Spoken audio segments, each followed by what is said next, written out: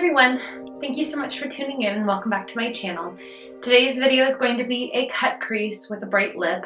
I did want to bring this back for fall. I know I've done this video before, but I've improved the technique.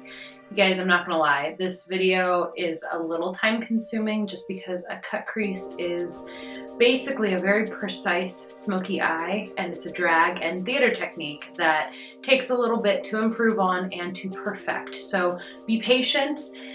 I know from experience that this is not something that you want to do in a hurry, okay? Now, I know that's part of the reason smoky eyes become more popular and kind of as a joke in the professional makeup world. The amateur way of making yourself look all fancy and done up, but without actually having to be precise in your application and where you put your shadow. So this is going to be a little bit more of a technically advanced video because I am going to be spending a little bit more time in detail on the eyeshadow. Now be patient, make sure you're working with the right tools. A lot of different brushes need to be used on this because we don't want to transfer product because again, with a smoky eye, the blending and the application are completely different than if you're going to do a cut crease, which is very concise in where the color needs to be in contrast with the dark and so forth. So as always, any questions or comments, please leave in the box below, and thank you guys so much for subscribing because the box and the little button down below means you're gonna do it because you love me as I love you. Mwah, mwah. And if you guys want to see how I get my cut crease look, stick around. Bye guys.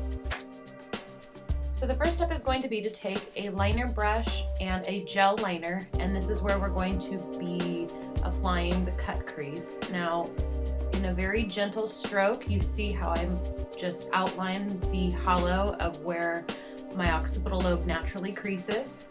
And I'm kind of buffering this just a tad, and I'm working in very long back and forth stroke motions and very gentle. Because what this is going to do is allow for the shadow to come in and blend a lot easier, and you want to make sure that it's buffered before it sets and dries. The second step is going to be with a small eyeshadow brush and a black shadow. I am going to be buffering that line and blending it out to make sure that there's no harsh edges, and this is going to again be very gentle and in back and forth sweeping motions and almost blotting and or dabbing to make sure that everything applies evenly and that the product gets exactly where you need it to be.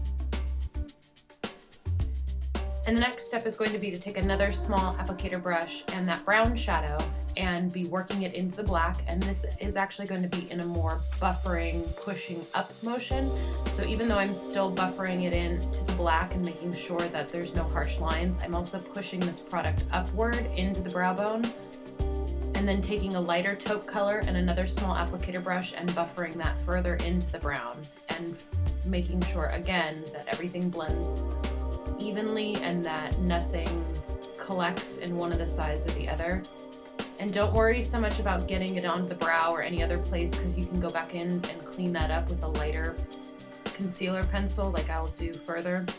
And don't be afraid to have to use multiple brushes to go back in and buffer to make sure everything blends perfectly.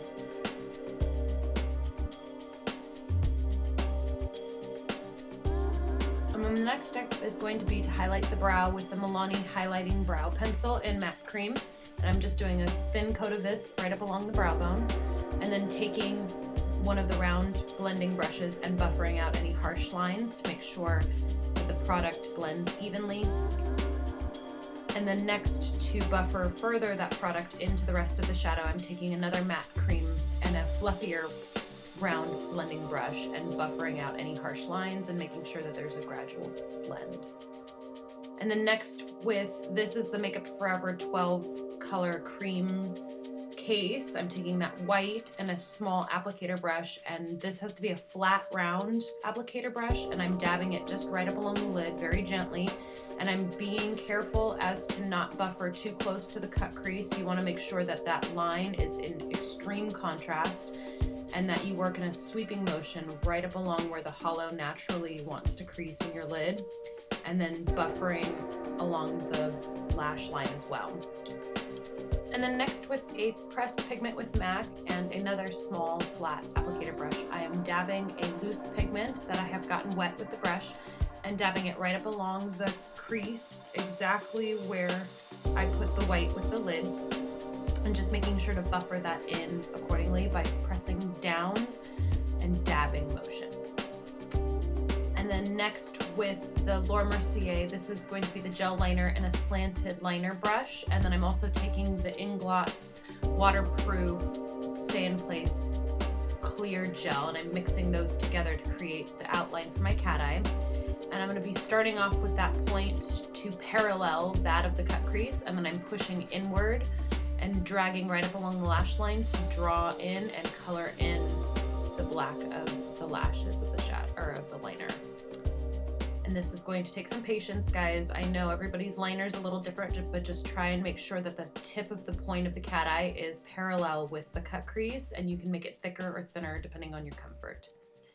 And then I'm going through with the Kat Von D liquid liner, and I'm making sure to get that carbon black finish, and I'm just going along and outlining where I went with the gel liner. And then next with a waterproof under eye pencil, I'm going in and dragging along the tear duct of the liner and applying it right up along the lash line, and then curling my lashes and doing 2 coats of mascara with L'Oreal's Voluptuous Mascara in Carbon Black. And then the red falsies, or the red cherry falsies number 47, and the Duo Lash Glue. I'm taking needle nose tweezers and applying the lashes right up along the lash line and making sure to focus on the outer corners to give a more cat eye effect. And then you don't want to get too close to the tear duct, otherwise it will poke you in the eye. And then following face makeup, I've already applied my foundation and concealer and brows, obviously, but I'm taking the Nars Itta brush and my Nars Laguna bronzer, and I'm going right up along the hollows of my jaw and cheekbones, and taking a smaller applicator brush and contouring the nose, and then going up along the hairline as well. And then doing down the neck and my collarbones and cleavage little crease, just to emphasize any areas the shadow would normally hit. And as you can see, I'm doing a very light contour on the nose. You want to make sure to blend this so that there's no stark lines or contrast.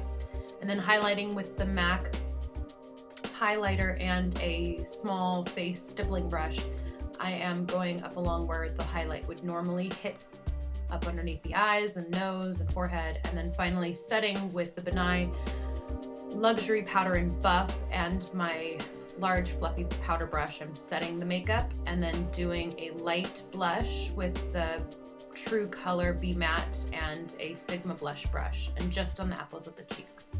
And then moving into lips, I am lining the lip with the MAC Edge to Edge lip pencil and a very light coat of Snob in a satin finish with MAC, and then I am layering on top with the NYX Liquid Suede Cream Lipstick in LSCL number 8, which is pink blush.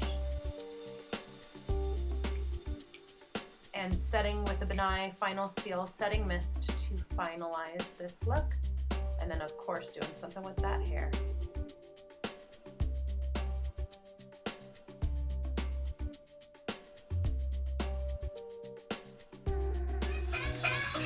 They can imitate you, but they can't duplicate you.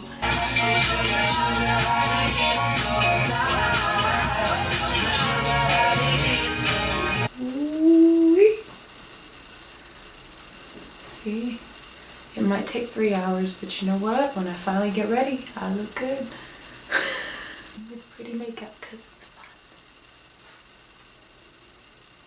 Be hating with that haterade.